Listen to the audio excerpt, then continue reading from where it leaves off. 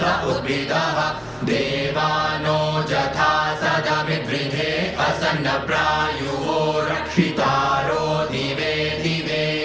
देवानां भद्रा सुमतिर्विजूयतां देवानागुरातिरभिरो निवर्तताम्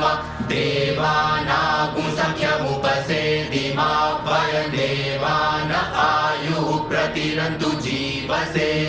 तान् पूर्वयानि विदाहुमहे वयं भगमित्रमदितिं दक्षमश्रिधम्